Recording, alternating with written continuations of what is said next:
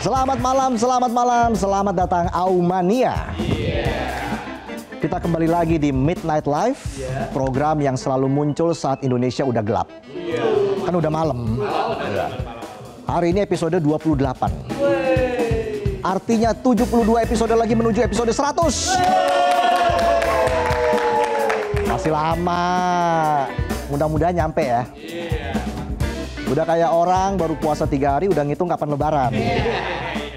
Mau Midnight Live sampai episode 100 atau cukup 28 aja nih penonton? Terus ya? 2000 episode? Mudah-mudahan ya. Udah kayak donatur nih, atur-atur. Ya udah langsung aja kita mulai. Inilah Midnight Live.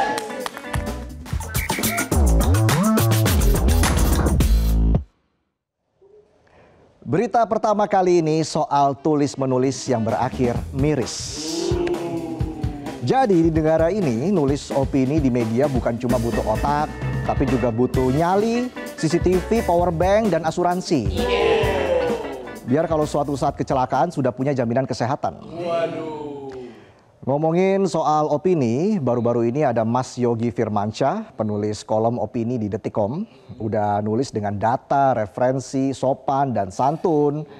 Isi opininya cuma nanya, emang gak ada orang sipil lagi ya? Kok banyak jabatan sipil isinya jenderal? Tapi balasannya bukan argumentasi, malah kata Mas Yogi dia dapat intimidasi. Dari siapa? Sabar, teaser dulu. Katanya demokrasi, tapi begitu ada yang nanya, jawabannya bukan penjelasan, tapi katanya dapat aksi arogan di jalan yang mengancam keselamatan. Jadi ceritanya usai nulis opini, Mas Yogi bilang udah 2 kali diserempet orang gak dikenal.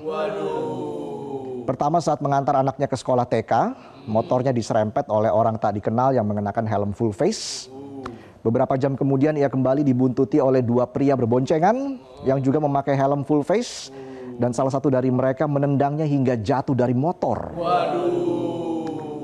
Come on, kalau setiap nulis opini dibalas serempet dan ditendang dari motor, besok-besok orang bikin opini nggak ditemani segelas kopi, tapi ditemani orang asuransi. Polisnya mau diklaim sekarang apa besok, Pak? Apa nunggu ditendang? Mungkin ini membuktikan kalau demokrasi kita masih di atas kertas. Di kertas bebas bicara, di jalan dibuat takut bersuara. Udah kayak di medsos, beda pendapat dianggap hate speech. Terus joget velocity. Joget velocity bisa dikira kode FBI. Apa kabar Midnight Live 2 kali seminggu? Takut saya. Mas Yogi yang sesekali beropini aja diserempet, bisa-bisa gue dipelet. Itu melet ya. Penonton ketawa saya waspada. Bos, kalau orang nulis opini aja diteror, maka tinggal tunggu waktu generasi ke depan bilang, daripada lo nulis, mending live TikTok. Curhat galau sambil joget statue-statue dapat gift. Ada bunga mawar sampai kapal pesiar. LALR, lampu kakak. Kayak kenal deh. ULALR, lampu kakak. Seneng ya? Komnas HAM udah bicara, Dewan Pers juga buka suara, dan Aji udah kasih kecaman. Bahkan Kepala PCO alias Jubir Istana juga sudah bilang, kalau Istana nggak mempersoalkan tulisan opini itu, bahkan kalau perlu tulisannya dinaikin aja lagi. Kali ini keren. Kalau panggung politik sempat diisi sukaria joget sana-sini, kenapa sekarang meluapkan ekspresi jadi ngeri? Belum selesai trauma karena ada yang dikirim paketan isi bangkai hewan, sekarang ada yang dapat serempetan dan tendangan. Jangan sampai opini yang hanya kumpulan kata-kata dianggap lebih berbahaya dari kumpulan ormas bersenjata. Bisa aja saya? Ingat, negara ini bisa merdeka bukan karena semua diam, tapi karena semua berani bersuara. Kita nggak butuh pemimpin yang sensi sama tulisan kritik dan opini. Kita butuh pemimpin yang kuat dengar kritik, kuat dengar kata-kata hari ini yang kadang-kadang menyakiti hati. Lanjut ya. Dari nasib kebebasan berekspresi, kita geser ke perakiraan cuaca sosial keamanan malam ini. Bersama saya, Valentinus Reza, host kesayangan Anda. Bisa aja saya. Serius ini. Baru-baru ini langit di kawasan Tangerang Selatan tampak lebih cerah. Setelah sekelompok awan mendung berbentuk preman berkedok ormas berhasil diusir dari lahan BMKG. Awan mendung ini terjadi bukan karena kabut asap industri, tapi kumpulan orang-orang yang ngaku ahli waris tanpa surat, tanpa malu, dan tanpa bukti. Awalnya mereka ini masuk ke lahan milik negara sejak 3 tahun lalu. Ngaku-ngaku ahli waris, tapi dokumennya cuma berbekal keyakinan, tatapan tajam, dan sedikit galak. Sambil teriak kita semua bersaudara asal bisa tarik uang sewa dari lahan milik negara. Ngakunya tanah warisan, tapi surat aja nggak punya. Kayak pacaran lama tapi nggak niat nikah. Suka ngatur-ngatur lagi. Berasa udah jadi papi mami. Giliran ditagih kapan ke KUA, entar ya, tabungan belum ada. Template-nya penonton ini mah. Bilang aja nggak punya nyali. Ingat, jadi laki-laki harus berani. Apalagi sama istri. Ya, ingat itu ya. Ada telepon. Halo Ma, oh iya, nanti cucian saya bersihin ya. Terima kasih ya. Biasa bergaya dikit. Jadi selama 3 tahun, lahan BMKG dipakai buat pasar malam, kontes burung dan disewakan buat lapak hewan kurban. Burungnya nyanyi, premannya yang joget.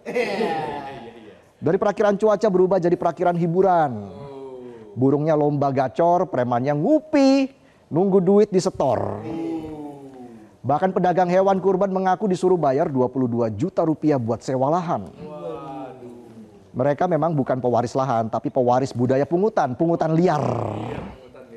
Kini setelah ditertibkan oleh aparat dan kembali steril, BMKG langsung pasang pagar biar aman dari premanisme. Ibarat membentengi diri dari mantan yang suka nongol lagi. Pas kita udah mapan. Ya mentang-mentang gue udah viral ngechat lagi dia. Padahal juga gue masih ngutang. Dan cuaca politik makin hangat setelah ketua DPR menyatakan kalau udah berbau premanisme ya bubarkan saja. Sepakat kita dukung. Karena kalau negara bisa mengusir awan gelap dari langit, mestinya bisa juga mengusir ormas gelap dari negara. Jadi pemirsa, perakiran cuaca untuk ormas rasa preman kali ini, hukum nasional berawan kesadaran, namun masih disertai hujan penertiban ringan, sementara potensi cerah permanen masih menunggu premanisme dihilangkan. Bisa aja saya. Awan boleh gelap, tapi hukum harus terang. Dan jangan biarkan tanah negara jadi tempat nongkrong mereka yang suka bikin resah warga. Lanjut lagi, dari ormas yang sempat tongkrongin lahan negara, kita ke informasi dana negara yang diwacanakan bakal ditambah untuk bantu partai politik. Ceritanya begini ceritanya. Beberapa hari lalu parpol dapat penyerahan banpol dari APBN. Kayak dapat amplop nikahan, nggak gede tapi bikin ketawa sendiri. Ada yang ngisi seceng, rendangnya nambah nih. Agar-agar mana dibungkus tisu lagi. Tisunya buat bungkus rendang tuh tadi. Kesenjangan kondangan. Dana dari rakyat dikasih ke partai dengan iringan tepuk tangan dan senyum tipis politisi. Tapi jumlah banpolnya nggak gede kok, masih Rp1.000 per suara sah. 1.000 perak di tahun 2025 cuma bisa beli karet gelang 3 biji. Kalau buat kasih Pak Oga di putaran depan gang, bukan disenyumin malah dibalikin lagi duitnya. Ini udah 2025 bos, harga mie instan aja udah bikin orang nyari sponsor. Apalagi buat cetak goodie bag kampanye. KPK bilang banpol harus naik biar partai nggak ngutang sama sugar daddy politik. Karena kalau nggak ditambah, nanti kampanyenya dibiayain orang kaya. Terus kalau udah menang, masyarakat nggak dapat apa-apa. Yang dibangun cuma cita-cita konglomerat kaya berkedok alasan ini aspirasi warga. KPK dan LIPI sempat menghitung kebutuhan banpol itu seharusnya Rp16.922 per suara. Itu artinya banpol yang sekarang jaraknya jauh banget. Sejauh mimpi lo jadian sama gebetan yang cuma nganggap lo kakak kelas. Kakak ke-16 lagi. Tapi kalau loncat dari 1.000 ke 16.000 kegedean, Bisalah naiknya setengah dulu jadi sekitar Rp8.000. Sisanya nanti kalau anggaran negara sudah cukup, jangan sampai dana banpol harus penuh, tapi anggaran negara harus pay letter dulu. Bahaya itu. Memang dengan perkembangan inflasi, dana bantuan parpol perlu ditambah lagi. Namun beberapa pakar mengingatkan bahwa ada kekhawatiran kalau cuma naikin banpol, nggak menjamin korupsi hilang. Ibaratnya gini ya, naikin uang jajan anak. Kan nggak bikin si bocah otomatis berhenti ngutang-ngatik dompet mbaknya. Apalagi kalau udah ketagihan top up PUBG tuh. Kayak eksekutif produser saya tuh.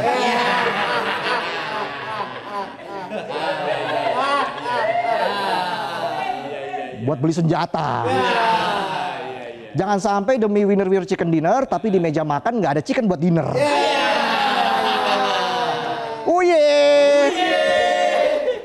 Menurut para pakar, sebelum dana banpol ditambah, harusnya transparansi dulu yang dibenahi. Ibarat naksir sama mahasiswa baru atau mahasiswi baru, jangan langsung ngajak nikah, padahal belum kenal sama ortunya. Tahu sih lo udah dikejar usia, tapi masih aja betah di kampus, gak lulus-lulus, veteran. Kayak nama jalan tuh, pada macet lagi. Jangan sampai dananya ditambah, tapi laporan masih ditulis pakai Excel bajakan. Dan laporan ke publik cuma file PDF 3 MB, isinya foto-foto lomba makan kerupuk sama balap karung. Mana karungnya bekas beras bansos? Ada logo partainya lagi. Jadi faktor integritas dan transparansi juga harus diutamakan. Laporan keuangan parpol harus bisa dilihat rakyat. Bahkan kalau bisa sudah digital, bisa di-download siapa saja. Atau kalau bisa bikin live streaming di YouTube, ya sekali-sekali kita punya parpol viral. Karena transparansi bukan karena skandal korupsi. Intinya kita dukung penguatan parpol dengan dana yang pantas. Tapi pantas juga kita tuntut partai untuk transparan dan akuntabel. Karena demokrasi tanpa uang nggak jalan. Tapi demokrasi tanpa amanah sama aja jeblok ke dalam lingkar setan korupsi yang gitu-gitu aja. Orangnya mereka-mereka aja. Yang susah ya kita-kita aja. Masih kurang?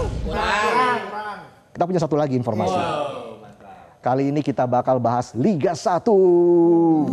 Persib juara Liga 1 bro. Back to back champion. Maung Bandungnya gagah di lapangan tapi supporternya lebay di perayaan.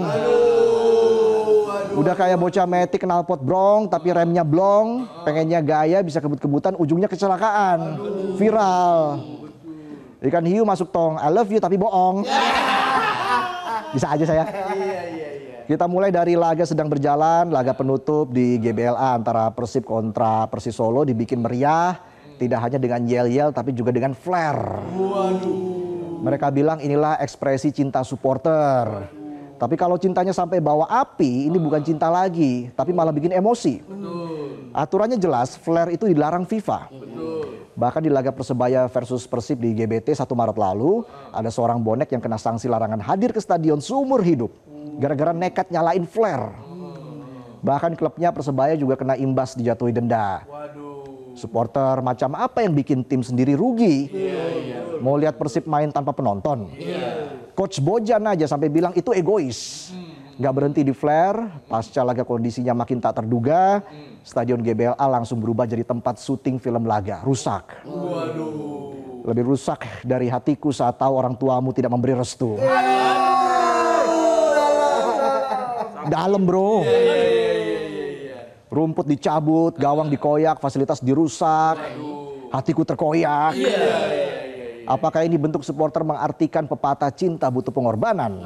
Cinta Persib juara tapi stadion dikorbankan. Melihat aksi Boboto yang bikin rusak stadion, Gubernur Jawa Barat Kang Deddy Mulyadi emosi. Ia bakal mengirim siapapun yang merusak fasilitas ke barak militer. Bisa KDM fobia loh. Bocah aja trauma. Siap-siap lari pagi push up dan mandi air sumur jam 4 subuh. Dan yel-yel pagi hari ini. Ini mataku, mata kiri mataku, mata kanan mataku, mata-mata. Sambil nyabutin rumput lapangan Kodam tuh. Belum selesai di dalam stadion, di jalanan kota Bandung, konvoy nggak kalah ramai. Tapi ramai nggak selalu aman. Seorang boboto bernama Nugroho asal Cililin jatuh dari flyover Pasupati saat ikut konvoy. Korban jatuh dari ketinggian 15 meter ke area taman film di belakang toilet umum dengan cedera parah di wajah dan kepala. Saat ini masih dalam kondisi koma di RSHS Bandung. Kita doakan semoga membaik kondisinya. Boleh merayakan, tapi jangan sampai nyawa jadi taruhan. Dan ternyata nggak cuma di Bandung, perayaan Persib juara dengan vibes negatif juga dilakukan oleh supporter di kota-kota lain. Di Bogor, ada dosen universitas swasta dipukul oknum supporter saat konvoy. Alasannya sepele, tersinggung. Padahal dia dosen bukan wasit, bukan komentator, cuma mau pulang ke rumah. Sementara itu di Cianjur, perayaan diwarnai dengan aksi tidak senonoh di depan umum.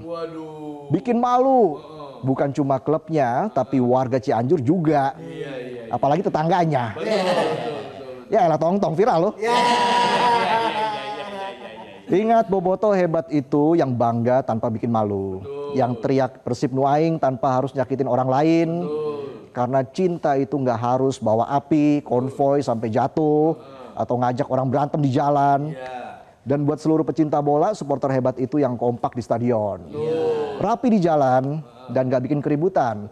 Tapi kasih kebanggaan untuk klub kesayangan. Itulah sajian pembuka kami di Midnight Live. Di segmen selanjutnya kita bakal sebat dulu dan ngundang seorang aktris dan produser yang akan bercerita soal film terbarunya. Tapi tidak hanya itu saja yang menjadi kejutan kita hari ini. Ingin tahu kejutan kita apa lagi? Tetaplah di Midnight Live.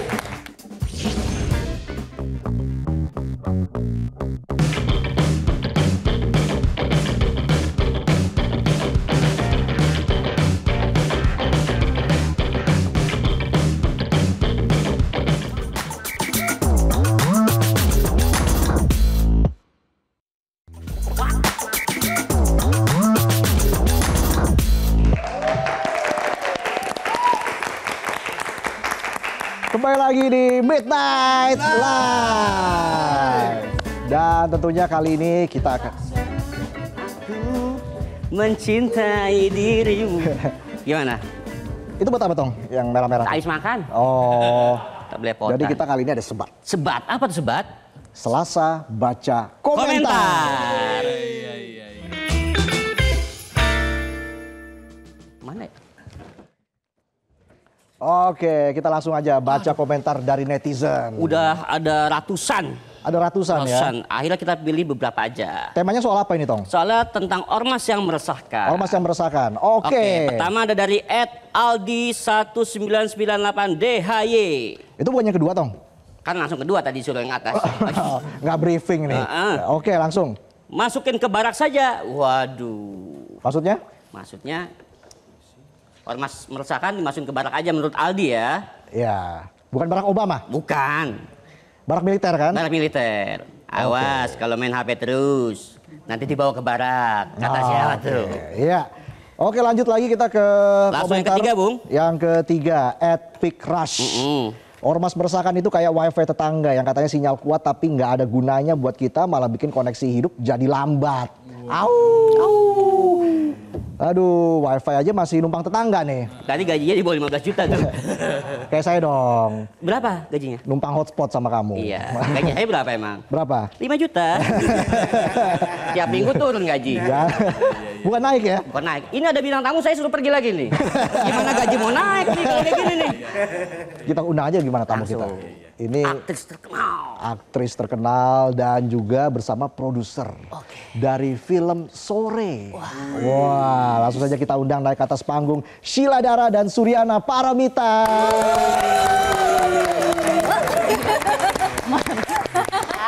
Sheila, selamat datang di Midnight Live. Silakan, Mita. Selamat datang. Kita langsung ngobrol-ngobrol aja gimana? Ngobrol aja. Biasa kan, kalau jam lama saya pergi kan. Perginya mau mundur atau maju? Maju aja lah. Maju aja. Oke. Tepuk tangan untuk Otong. Apa kabar Sheila? Baik. Dan juga Mita. Baik. Sheila dulu penyanyi cilik loh ini. Ada yang tahu nggak lagunya? Nggak ada. Nggak ada yang tahu? Nggak. Nggak pernah nonton Shinchan apa ya? Seluruh kota merupakan tempat bermain yang asik. Coba Sheila nyanyikan itu dengan bahasa Kroasia. Wah, dobar dan oprosti. Dobroje. Dobroje koliko kosti. Jago bahasa Kroasia. Aduh, terima kasih. Walaupun saya juga nggak ngerti. Taunya Davor Suker aja saya. Sheila, jadi demi peran di film Sore ini, kamu sampai belajar bahasa Kroasia. Benar. Berapa lama kamu mendalami bahasa Kroasia? Bahasa Kroasianya sebenarnya jadi aku tuh diberikan guru les oleh cerita film. Terus ada 10 sesi kita Zoom meeting karena kebetulan guru lesnya ini yang adalah orang Kroasia yang menetap di Korea. Gitu. Jadi kita lesnya tuh Zoom meeting. Oke. Lewat Zoom meeting gitu. Tapi bukan orang Korea ini ya? Bukan, orang Kroasia. Tapi tinggalnya di Korea. Oke, ya mirip-mirip lah. Mirip-mirip lah. Nah. Jadi nggak cukup lama waktu itu ya adaptasi bahasa Kroasia? Lesnya memang cuma 10 sesi. Cuman setelah kita sampai ke Kroasia, terus kita reading sama aktor Kroasia, aku ketemu sama salah satu aktor senior di sana, namanya Slavica. Ya. Dia yang akhirnya membantu aku untuk adjusting bahasa Kroasia aku supaya terdengarnya tuh nggak terlalu formal gitu, nggak terlalu KBBI banget, gitu. Oke, tapi kan bisa direspon oleh warga sana katanya ini kok fasih banget bahasa Kroasianya, bener nggak? Ih, takut banget, emang iya Kak? Waktu cut adegannya pemainnya tuh lupa kalau Sheila tuh cuma hafal dialog Kroasia aja. Jadi diajak ngobrol pakai bahasa Kroasia. Oke, diajak ngobrol pakai bahasa Kroasia Iya. setelah itu ya? Aku tidak ngerti. Aku cuma bisa kayak oprosti, sorry, Oke. gitu. Kalau bahasa Kroasianya au apa? Oh sama. Kirain beda. Sama. Kalau bahasa Kroasinya bisa aja saya? Bisa aja saya. Ini sebenarnya aku ngomong Challenge apa aja ya? juga kayak Nggak ada yang ngerti juga. Iya, nggak apa-apa saya, dengerin aja nggak apa-apa. Iya. Ya Samita. Oh, ya Samita. Bisa aja saya, bahasa Kroasia. Oke, nanti kita akan bicara lebih jauh lagi terkait dengan film Sore bersama dengan produsernya. Ada Mbak Mita di sini, tapi kita harus jeda dulu. Kami akan kembali usai jeda, ada Headline News juga jam 11 malam. Kita ketemu lagi sesaat lagi setelah Headline News. Tetaplah di Midnight Live.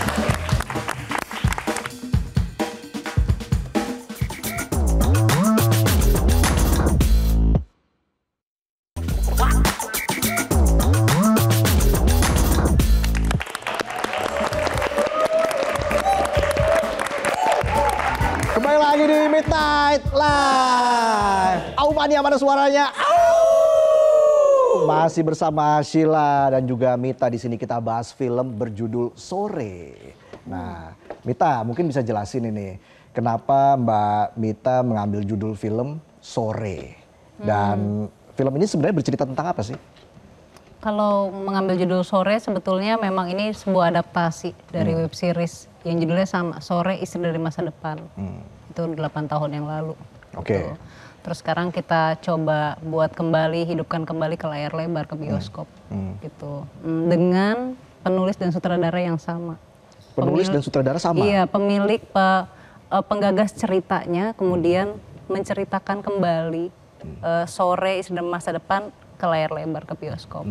Dan kabarnya proses syuting ini sampai berlangsung di 3 negara begitu ya? Betul. Nanti kita akan berbincang lagi terkait dengan hal itu, tapi kita lihat dulu trailer film Sore berikut ini. Istri kamu dari masa depan.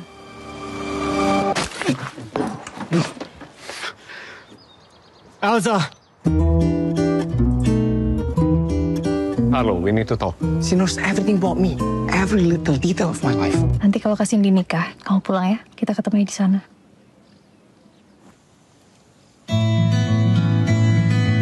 Emangnya di masa depan tuh kita jadi pasangan yang rajin olahraga bareng gitu? Ayo. Mulai sekarang, kamu ikutin apapun kata aku ya. Pernikahan kita bahagia banget ya. Kita sebenarnya lumayan sering berantem sih. Sorry. Kalau emang kamu mau mati lebih dulu ya udah nggak usah dengerin aku lagi. Kadang ia merah merekah bahagia. Dunia hitam gelap berduka. Tapi langit selalu menerima senja apa adanya.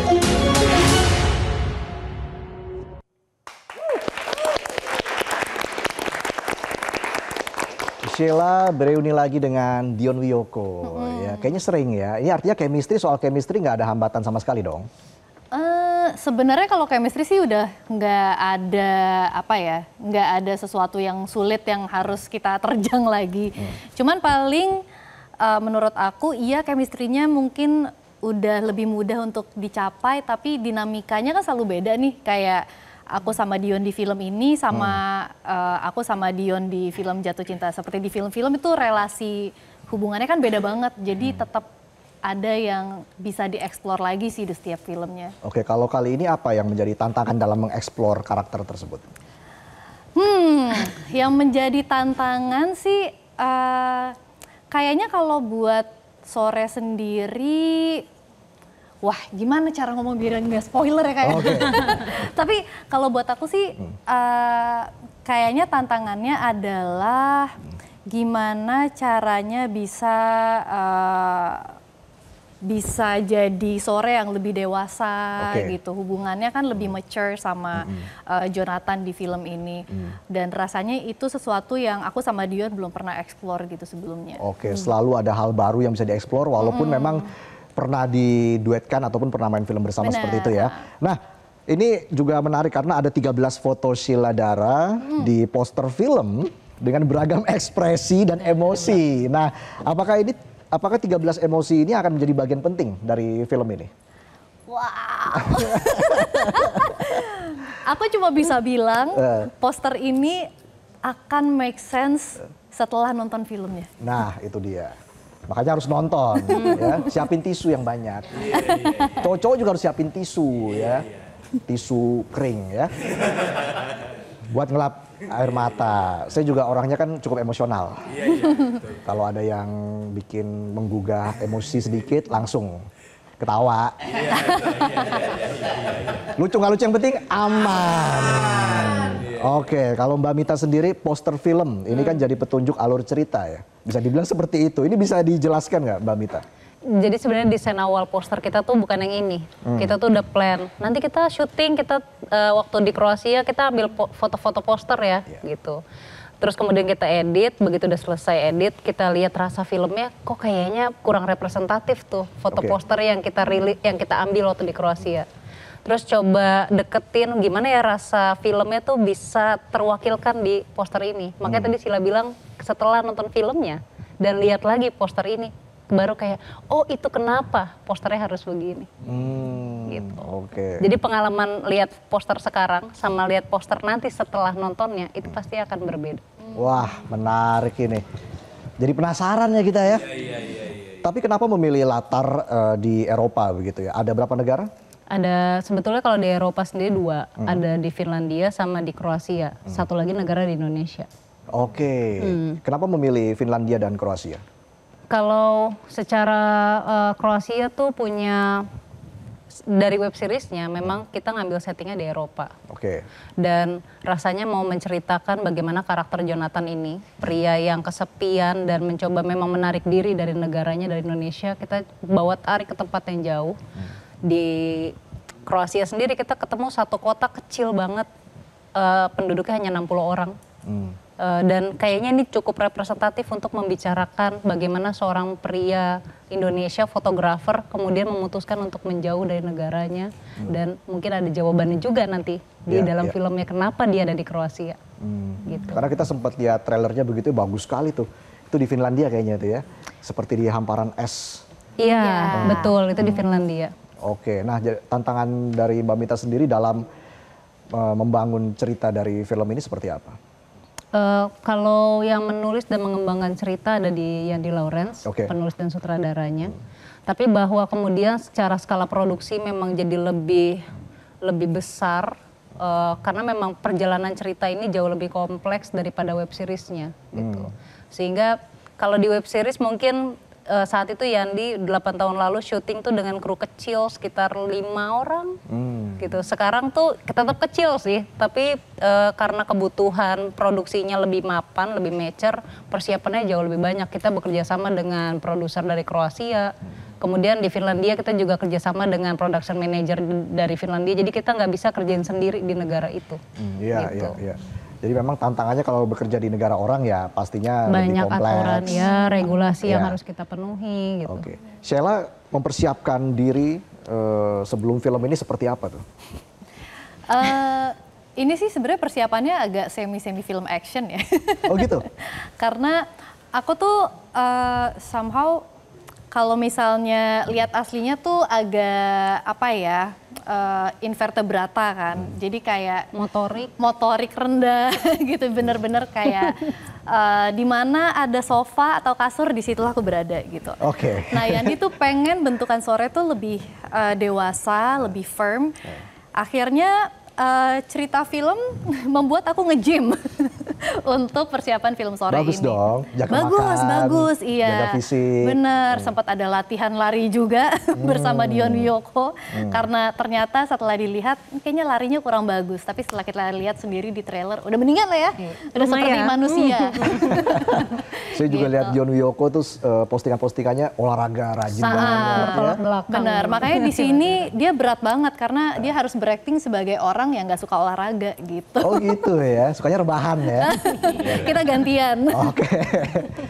Nah, kalau begitu saya juga ingin tanya harapan dari Mita dan juga Sheila ya untuk film Sore. Mungkin dari Sheila dulu. Harapannya sih mungkin kalau aku sendiri pengen setelah nonton filmnya hopefully bisa jadi ada pembicaraan. Mungkin bisa antar pasangan, mungkin bisa dengan keluarga, sama diri sendiri juga. Apa ya dalam hidup yang bisa aku perbaiki lagi supaya supaya bisa hidup lebih baik dengan pasangan, dengan keluargaku gitu. Oke. Dari produser film Mbak Mita, ada harapan khusus untuk film Sore? Kalau harapan khusus sih sebetulnya semoga film ini tuh diterima dengan baik oleh penonton. Karena setelah dari web series kemudian ke layar lebar, pemaknaan tentang hubungan tuh menjadi lebih dalam dan menjadi lebih intens gitu.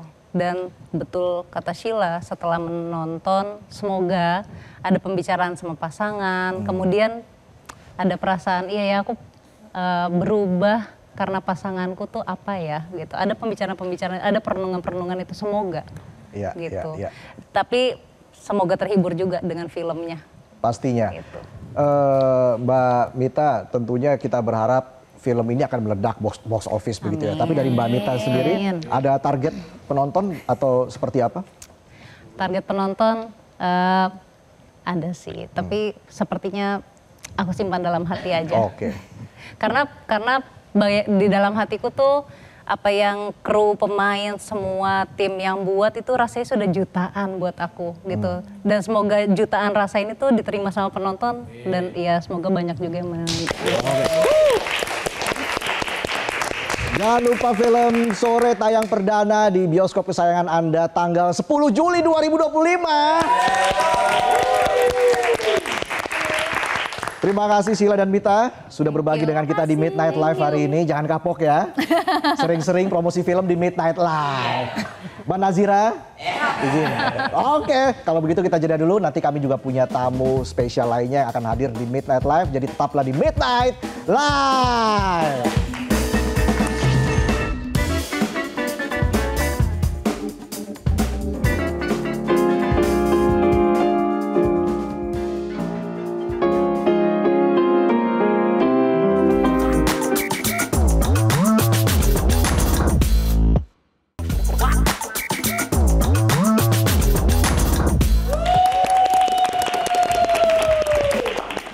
Anda masih di Midnight Live. Dan tentunya kita juga masih mengundang tamu spesial di segmen terakhir ini. Langsung saja kita sambut Bilal Indrajaya.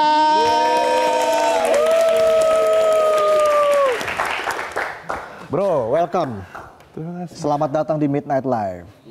gue langsung tak berdaya. Itu lagu yang bikin gue ganteng banget deh pokoknya. Oh iya benar. Sambil buka laptop ya kan. Tak berdaya. So ganteng aja. Kita kasih tepuk tangan sekali lagi untuk Bilal. Silakan duduk Bilal. Siap. Apa kabar Bilal? Baik. Gimana rasa sofanya? Aman ya? Empuk ini. Empuk ya? Iya, bisa ngantuk ini. Cerita dong soal mini album Dua Dunia. Iya. Sudah rilis 16 Mei lalu.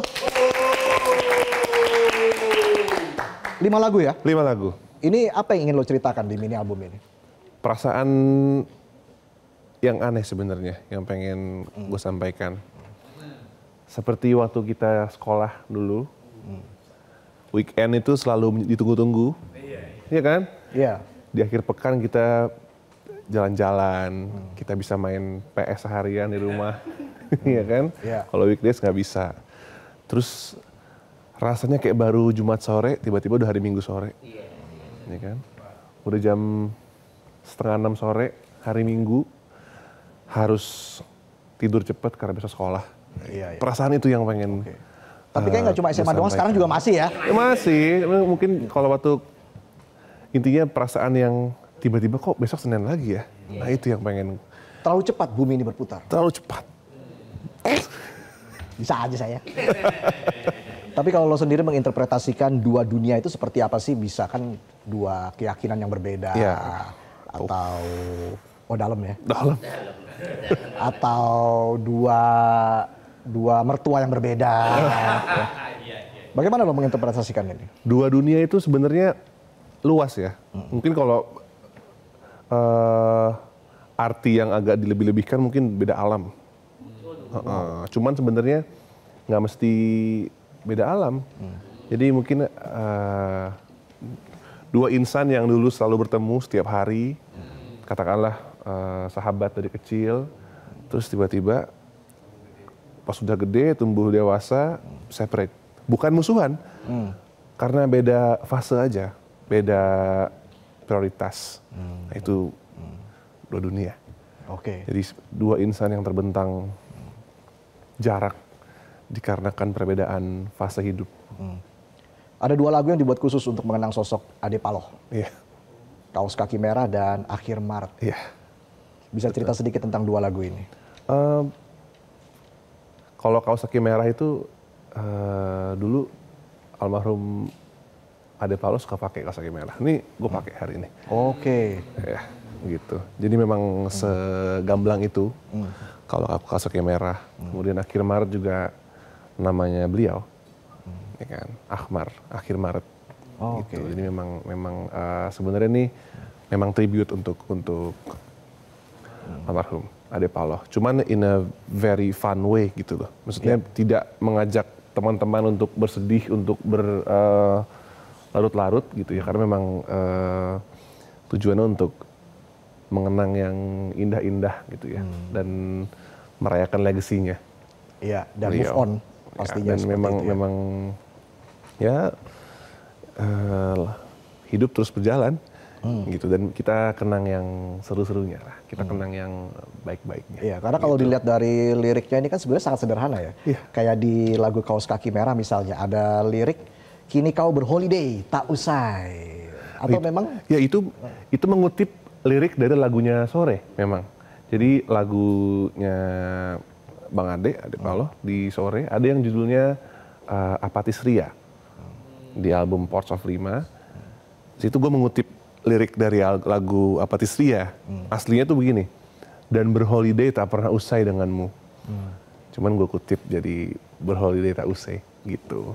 Iya, dan juga artinya ini sangat dalam ya. Liriknya juga sangat dalam. Memang simple, tapi ternyata sangat dalam ya. Wah, jadi malu. Ya, di sini jangan malu-malu. Oh gitu ya. Dikeluarin aja. Dalam dan gimana tuh inspirasinya, mencari inspirasi dan sebagainya? Sebenarnya lirik di ini album Dua Dunia sangat lugas ya. Maksudnya tidak menggunakan banyak metafor yang rumit gitu sebenarnya. Cuman memang di sini gue nulisnya sangat jujur dan to the point sebenarnya. Menggambarkan kerinduan yang mendalam dan menggambarkan rasa terima kasih yang dalam juga gitu. Walaupun memang suasananya tuh kesunyian dan juga kesenyapan, tapi kemasan musiknya menyenangkan. Iya, oh iya. Dan memang pada saat proses pengerjaan musiknya juga memang sengaja menjadikan kesunyian sebagai salah satu elemen di bunyi-bunyian dalam albumnya juga gitu. Jadi si sunyi ini juga menjadi bagian dari albumnya. Tapi lo tipe orang yang suka menyendiri nggak? Bengong iya, demen. Bengong ya? Saya juga sih demen bengong ya. Kayak penonton nih bengong, ketawa dong. Gitu. Tapi dengan bengong banyak inspirasi datang. Iya, karena memang kadang-kadang ada hari di mana baterainya habis ya untuk bersosialisasi gitu. Jadi memang ada hari-hari yang tertentu ketika bengong tuh enak banget. Iya. Bukan berarti nggak mau berbaur ya sama orang ya, cuman kadang suka ada waktu spesial untuk bengong dah. Jadi memang lo butuh me time-nya cukup banyak ya? Cukup banyak. Gue lumayan suka me time dengan bengong sebenarnya. Bukan bengong ngawang gitu, enggak ya. Cuman kayak seperti di jalan gitu. Ngeliatin jendela gitu. Oh gitu? Iya. Ya, mungkin salah satu momen me time ya kalau lagi on the way kemana gitu. Jadi di mobil bukan berarti gue diem tuh nggak mood gitu. Enggak, emang lagi... Tapi sambil mikir tuh? Kadang-kadang iya. Kadang cuman ngeliatin mobil lewat aja gitu. Oh ya? Iya. Oh. Cukup menyenangkan. Liatin mobil lewat aja bisa bikin lirik yang dalam ya? Waduh. Gimana ya Bang? Mungkin ada pesan buat teman-teman kita di luar sana yang sulit move on dan sebagainya dari Bilal. Waduh, ini jadi berat ini ya, sulit move on. Kadang kalau kita sedang bersedih, mau susah move on, nikmatin aja. Nikmatin aja? Nikmatin aja, ntar juga terbiasa kok. Oke. Itu dia. Nikmatin aja, jangan terlalu overthinking ya. Ya, let go lah. Bahasa Inggrisnya ya. Bilal juga akan tampil sebagai sajian pamungkas kita di Midnight Live kali ini. Akan membawakan lagu apa nih Bilal? Akan membawakan sebuah lagu yang berjudul Akhir Pekan Yang Hilang. Akhir Pekan Yang Hilang. Ya. Yang tadi memang terasa cukup cepat ya. Jumat sore tapi kok udah kayak Minggu sore nih. Iya. Senin kerja lagi. Oke, kita berikan tepuk tangan untuk Bilal. Kami persilakan. Oke, langsung aja nih. Langsung aja, Oke. Bilal. Kita berikan tepuk tangan sekali lagi untuk Bilal. Dan saya Valentinus Reza pamit undur diri. Saksikan terus Midnight Live. Kita ketemu lagi di hari Kamis. Jadi tetaplah menyaksikan Midnight Live. Dan inilah Bilal Indrajaya.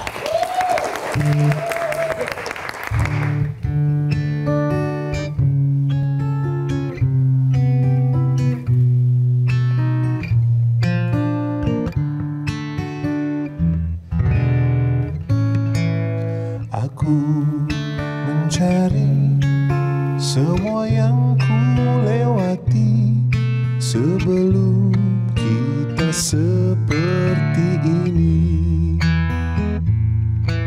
Telah ku tangisi semua yang ku sesali sebelum kita saling termiliki.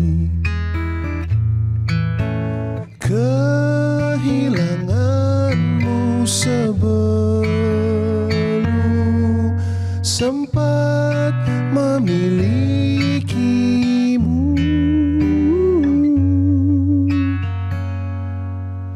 Semua terasa nyata dan fana,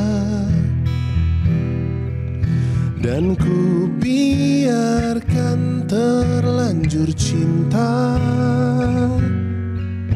Kita abadi walau sementara,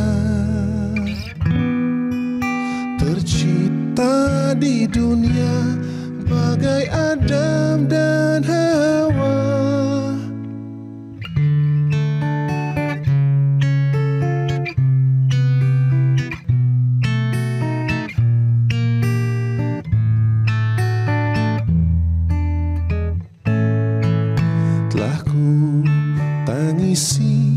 Semua yang ku sesali sebelum kita saling termiliki. Kehilanganmu sebelum sempat memilikimu.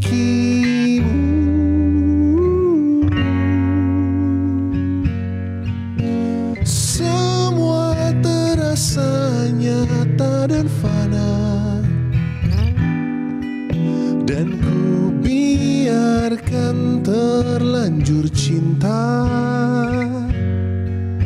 Kita abadi walau sementara,